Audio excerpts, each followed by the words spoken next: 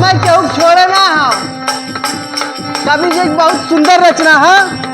अरे समय के पहिया जब जब घूमे बहुते नाच नचावे।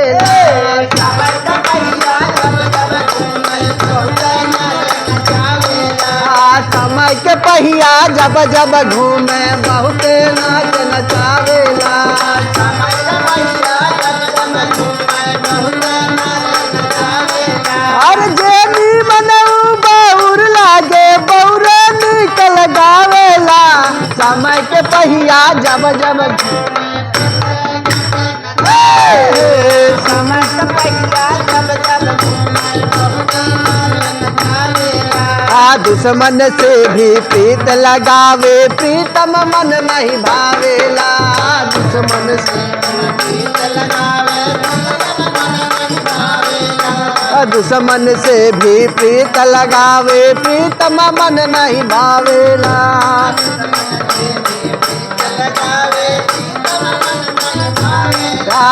समय के पहिया जब जब घूमे बहुते नाच नचावेला। समय के पहिया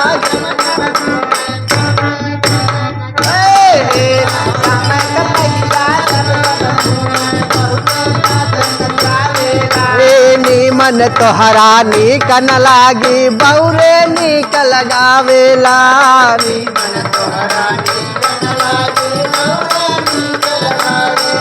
हर समय नीक तो सब नीक बा दौड़ी बाह पुजावेला।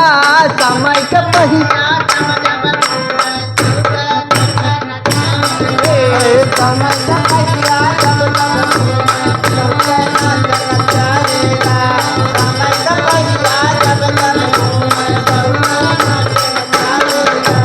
जब समय बलवान भैया भूतवे हर हकवावेला।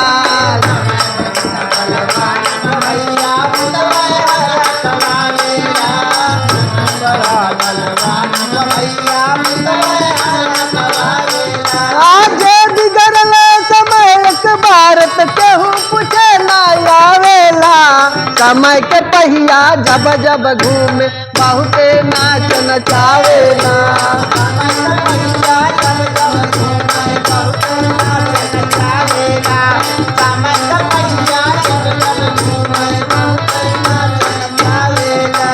समय पर तो अभिमान न करियाई गैल न आवेला।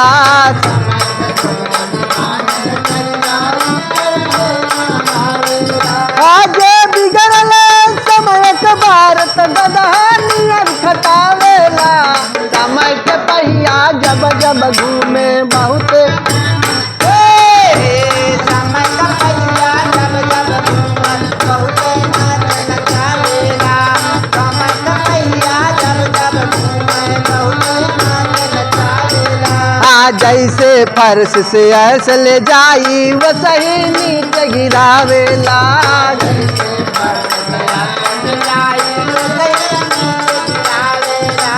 जब गिराई फसलिया के जब गिराई फसलिया के केहू कमे न आवेला।